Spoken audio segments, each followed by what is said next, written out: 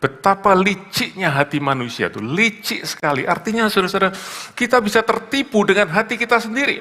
Tapi mari kita lihat dosa yang ada jauh di dalam lubuk hati kita yang kita sendiri sering tidak sadar. Allah harus menggenapi apa yang dia sendiri firmankan. Dia harus menghukum umat Israel yang tidak setia.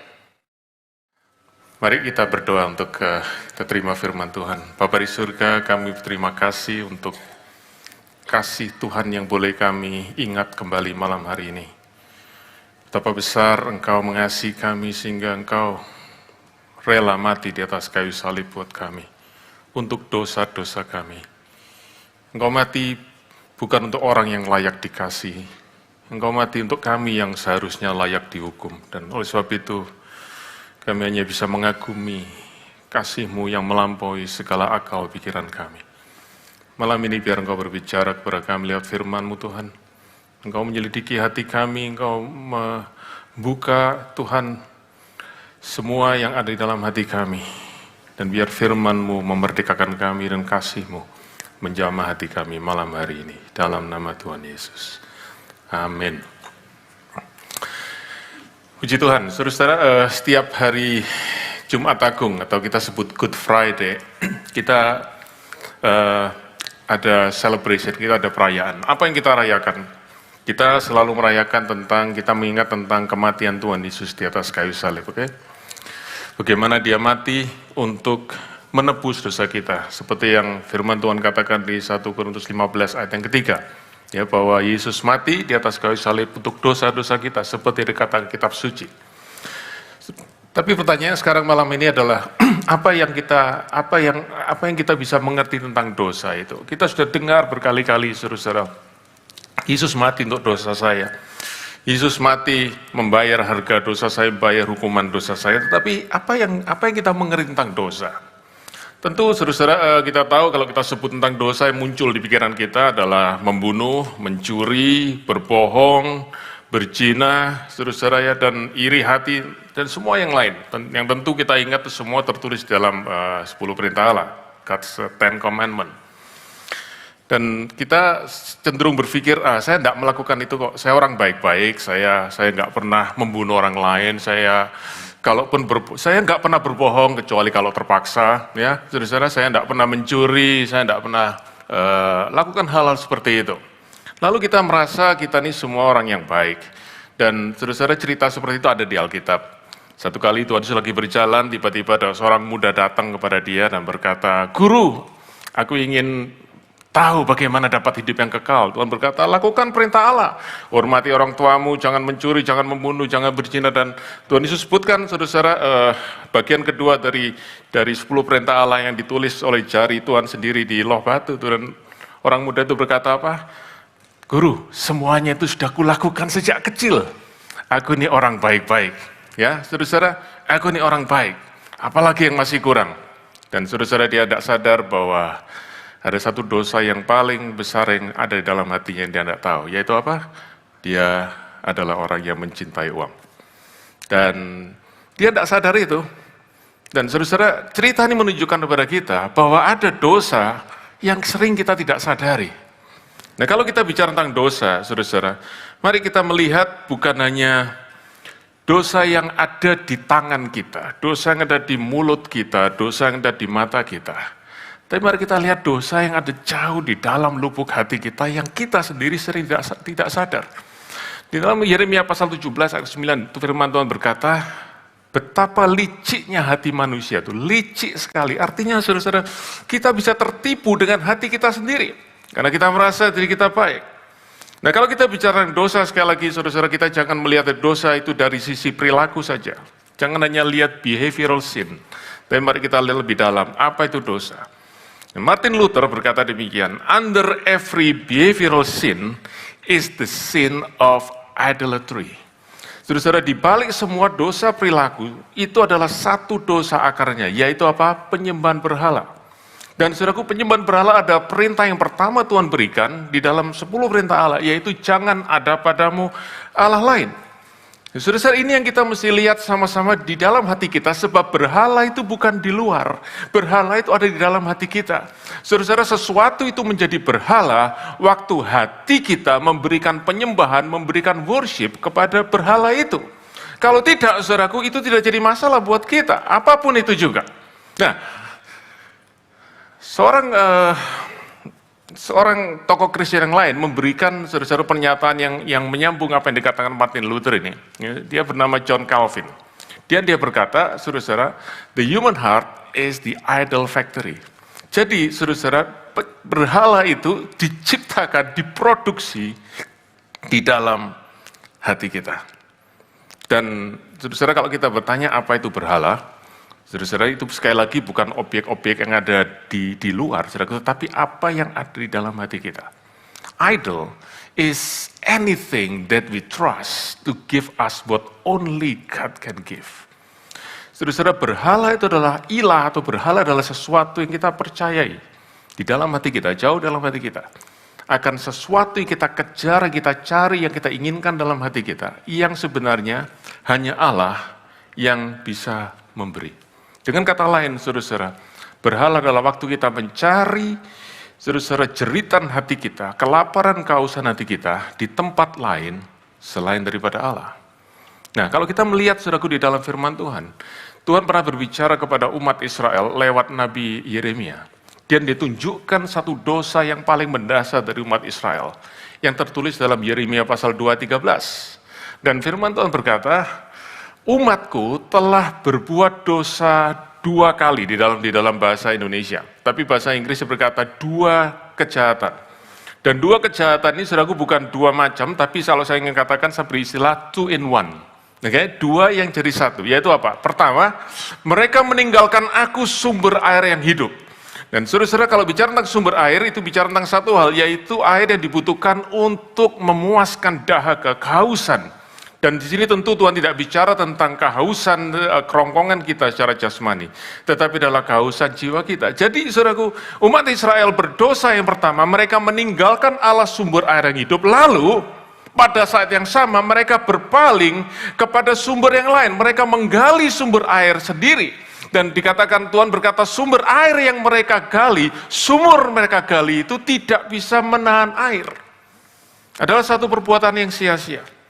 Saudara-saudara, kalau kita melihat tentang ini, kita tahu bahwa berhala dimulai dari waktu hati kita mencari apa yang kita inginkan di luar Tuhan.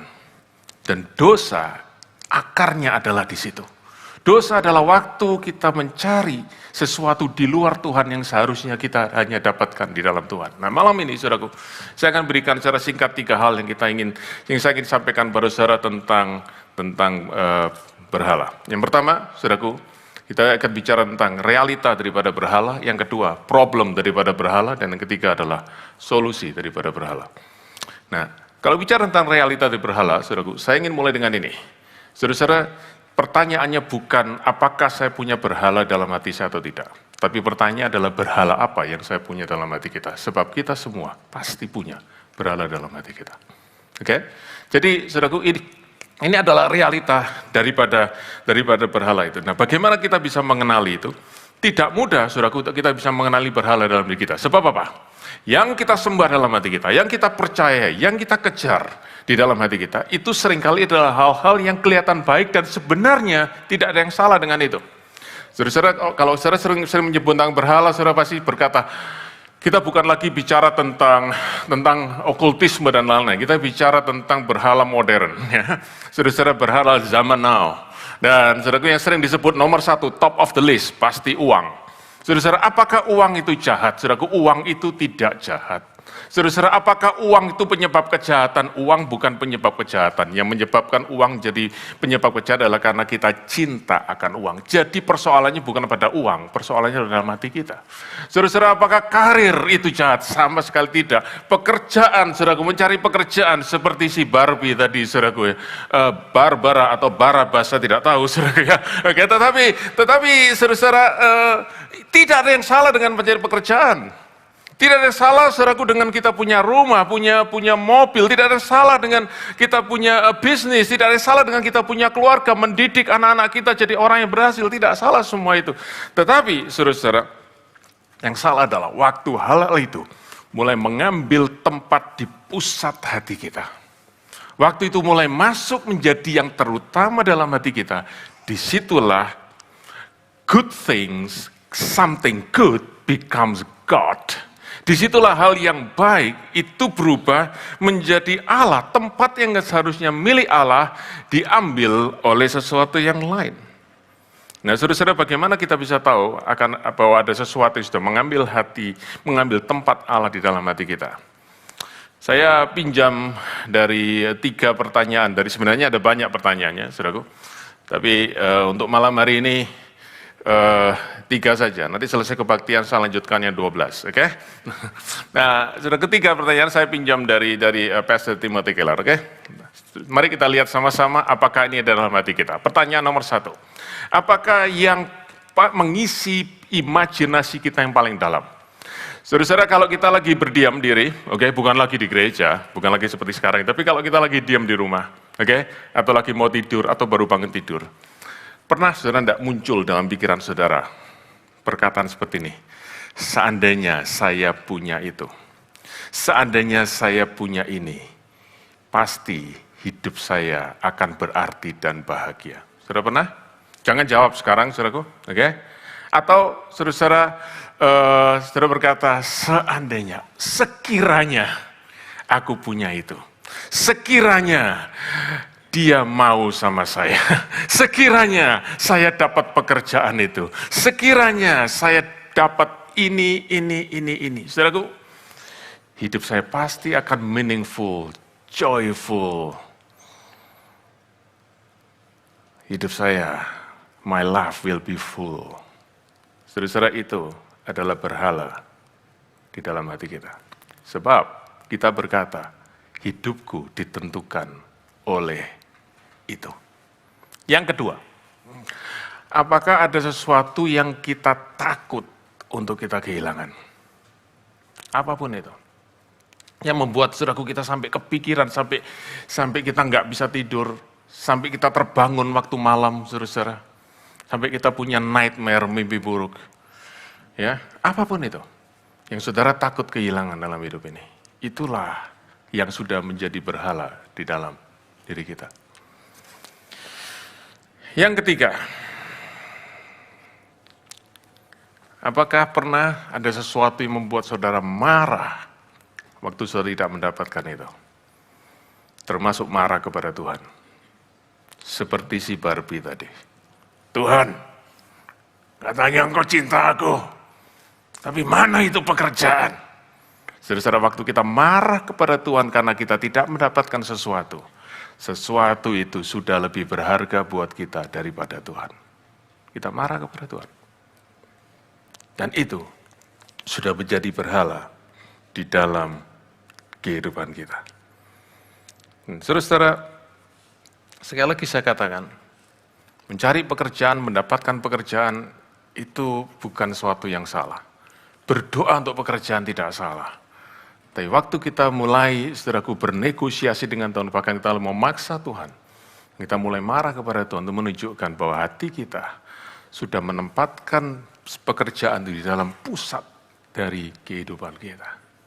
Nah, kalau saudara lihat 3 pertanyaan ya, imagination, fear of losing, dan saudaraku kemarahan, emosi kita, maka ini adalah cerminan hati kita terdalam, dan ini saudaraku perhatikan, ini menunjukkan adalah sesuatu yang kita worship dalam diri kita, sesuatu yang kita sembah. Saudara-saudara, kalau saya bicara tentang worship, saya bukan bicara tentang ritual worship di gereja. Saya bukan bicara tentang, saudaraku, cara penyembahan, kita angkat tangan, nyanyi. Saya bicara bukan itu. Sebab worship itu, saudaraku, bicara tentang something worth dalam bahasa Inggrisnya. Worth, berharga. Dan apa yang paling berharga dalam diri kita? Pasti itu yang kita takut kehilangan. Apa yang berharga dalam diri kita? Itu pasti yang kita percaya membuat hidup kita berarti dan berbahagia. Apa yang saudara-saudara paling berharga buat kita? Itu yang membuat saudaraku kita marah kalau sampai kita tidak dapatkan itu. Itu yang benar-benar center of worship di dalam diri kita. Dan tanpa kita sadar, saudaraku, waktu mulut kita berkata, Lord, I worship you, our heart worship something else. Itu yang pertama.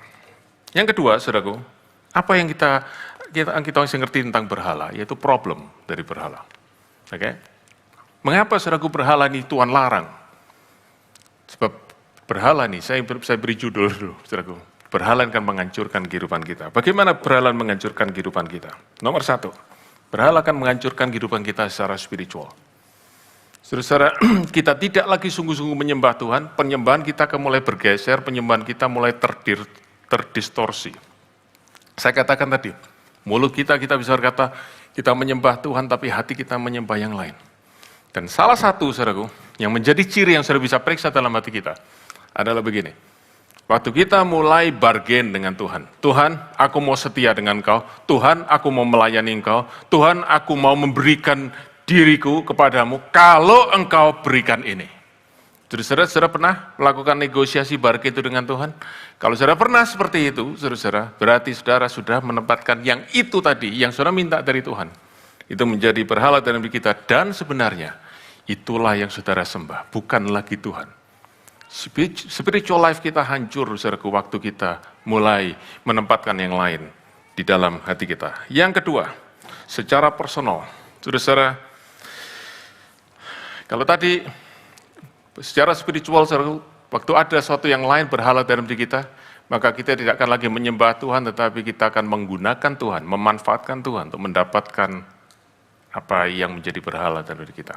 Tapi yang kedua, berhala itu akan membuat kita hidup di dalam pressure. Berhala itu akan membuat saudara-saudara kita terus-menerus, terus perhatikan ya, setiap berhala itu menuntut namanya altar, persembahan. Selalu menuntut korban, selalu ada yang saudaraku kita korbankan di dalam kita mengejar berhala itu. Saudara-saudara kita mesti tahu, apa yang berhala lakukan? Berhala akan menempatkan kita di bawah namanya slavery, perbudakan. Berhala akan terus menuntut kita, sementara berhala tidak akan pernah memberikan apa yang kita sebenarnya inginkan. Ada seorang, nanti saya sebutkan namanya ya. Dia berkata, kita harus hati-hati dengan apa yang kita sembah dalam hati kita. Engkau menyembah uang, engkau tidak akan pernah puas dengan uang. Engkau menyembah kecantikan, engkau akan selalu merasa kurang dengan penampilan. Engkau selalu merasa jelek, engkau selalu merasa ada yang harus dirubah, harus diimprove. Engkau mengejar penerimaan dari orang lain, engkau mengejar popularitas, engkau akan selalu merasa ditolak.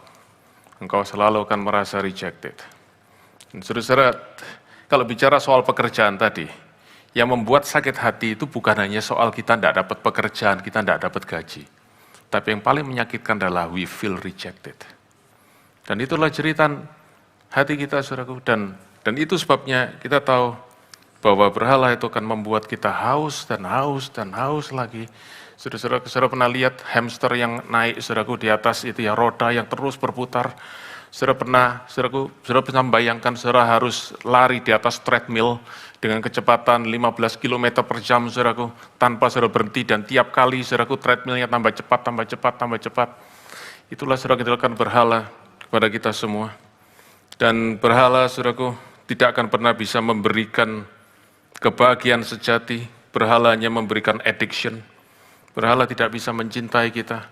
Kita bisa mencintai pekerjaan, pekerjaan tidak pernah mencintai kita. Kita mencintai uang, uang tidak pernah mencintai kita. Saudara-saudara, kita mencintai karir kita tidak pernah mencintai kita, tidak bisa mengampuni kita. There's nothing that idols can give. Dan yang ketiga, saudaraku, kita akan mengalami kehancuran di dalam hubungan kita dengan orang lain.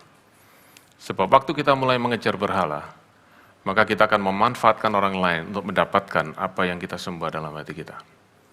Waktu kita mengejar approval, saudara, waktu kita mengejar acceptance, kita akan menuntut orang lain menghormati kita, orang lain berlaku ramah kepada kita. Sebab itu, saudaraku, kita bisa marah dengan semua orang.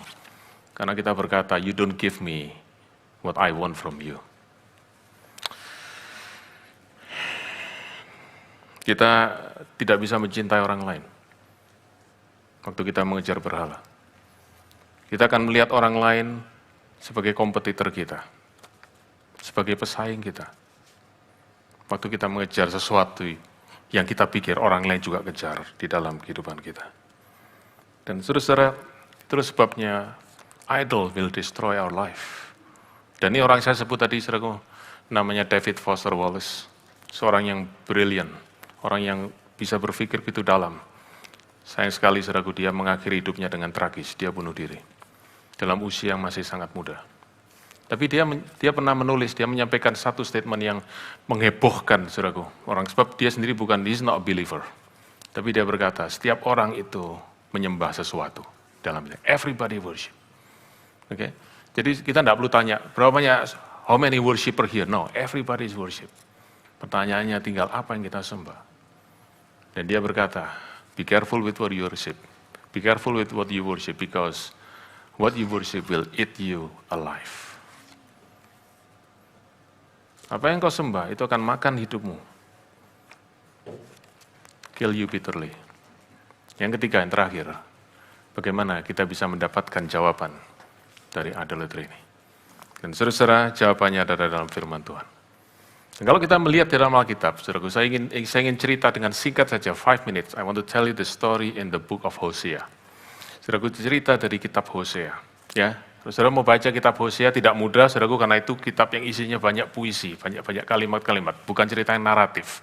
Tapi kalau saudara baca, saya anjurkan saudara baca, dan saudara bisa melihat sesuatu yang sangat-sangat indah, very, very beautiful. Cerita itu dimulai Hosea pasal yang 1. Waktu Tuhan berkata kepada Hosea, dia berkata, Hosea, aku beri perintah kepadamu, kawinilah seorang perempuan sundal, kawinilah seorang pelacur, namanya Gomer, dan lahirkanlah anak-anak. Sebab apa? Sebab apa? Itu adalah lambang daripada umatku yang sudah tidak setia lagi kepadaku. Dan melakukan adultery. Serata adultery adalah perzinahan. Dengan apa? Dengan mereka menyembah ilah-ilah lain. Jadi saudaraku, adultery dan idolatry itu disamakan di dalam Alkitab. Sebab keduanya mengandung unsur yang sama. Yaitu unfaithfulness to true God. Dan saudaraku, kitab Hosea menunjukkan bagaimana Hosea menurut, dia ambil Gomer dan lahir 3 anak, saudaraku. Tapi setelah itu Gomer lari meninggalkan Hosea. Dan saudaraku, waktu Gomer lari meninggalkan Hosea, apa yang Hosea katakan? Biarlah dia pergi, memang dia perempuan tidak setia. Dari dulu dia memang perempuan pelacur, aku tahu dia akan tinggalkan aku. Tidak, saudaraku. Hosea mencari Gomer. Mencari, dia keliling kemana-mana, dia cari. Sampai akhirnya dia ketemu Gomer di mana? Di pasar budak, lagi mau dilelang. Dan waktu saudaraku dia lihat Gomer di situ, harusnya dia bisa kutuki Gomer, katakan, rasakan kau, tahu rasa engkau. Sekarang terima akibatnya engkau meninggalkan suamimu. Tidak, tapi Hosea saudaraku membeli Gomer, menebus Gomer dari pasar budak itu. Dan dia pulang, dia bawa Gomer pulang, dia berkata, mari kembali dengan aku. Dan saudaraku, Tuhan berkata, lewat kisah daripada Hosea, inilah kisah antara Allah dengan umat Israel. Umat Israel tidak setia, mereka menyembah Allah lain, padahal Allah mengasihi mereka, membebaskan mereka dari perbudakan Mesir. Tapi mereka meninggalkan Tuhan. Tapi Allah tetap dalam kasih-Nya, mengejar umat-Nya, dan membawa mereka kembali. Dan Hosea pasal 14 ayat keempat, saudaraku berkata, then I will cure you of idolatry. Haleluya. Tuhan berkata, aku akan menyembuhkan engkau dari berhalamu. Aku akan mentahirkan engkau dari berhalamu. Dan dari ketidaksetiaanmu. Dan kasihku tidak mengenal batas. Dan kalimat terakhir, and my anger will be forever gone. Saudara-saudara perhatikan ada kata anger di situ. Nah, waktu saudaraku beberapa orang mempelajari kitab Hosea, mereka tersentak, mereka struggle dengan satu hal. Yaitu begini. Mereka tahu bahwa di dalam kitab Imamat dikatakan, kalau ada istri yang tidak setia kepada suaminya, atau suami tidak setia dengan istrinya, dan tinggalkan suaminya berzina dengan orang lain, maka hukumannya cuma satu, capital punishment, hukumannya adalah mati. Jadi seharusnya Hosea bisa menghukum Gomer. Hosea punya hak untuk menuntut kematian Gomer. Tetapi Hosea tidak lakukan itu. Hosea menebus. Tapi di mana penggenapan dari hukum Taurat itu? Dan saudara-saudara, ini yang menjadi persoalan. Sebab waktu Allah mengasihi umat Israel yang sudah tidak setia, saudaraku, Allah harus menggenapi apa yang dia sendiri firmankan. Dia harus menghukum umat Israel yang tidak setia.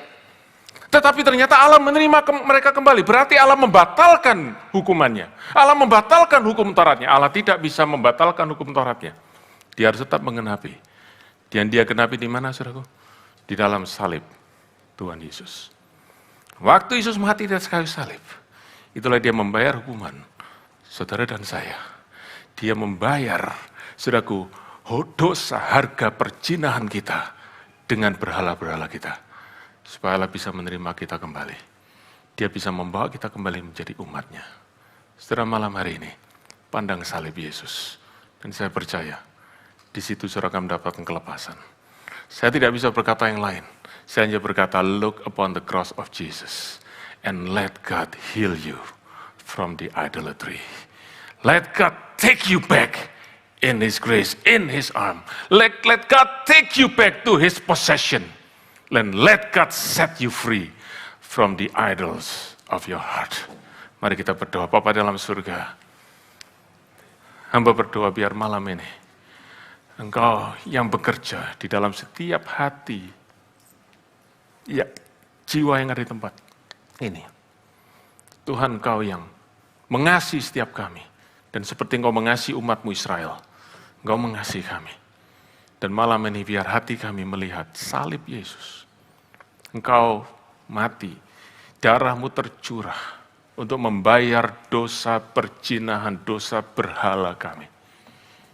Dan biar malam hari ini, kasih Tuhan menjamah hati kami. Dan membuat kami tahu bahwa hanya Engkau yang kami sembah. Lord, restore our worship to you tonight. Lord, let the cross of Christ cure our idolatry and bring us to worship the true God. The true God who loves us. The true God who cares for us. The true God who can give us joy, meaning, and life. Dalam nama Yesus. Amen.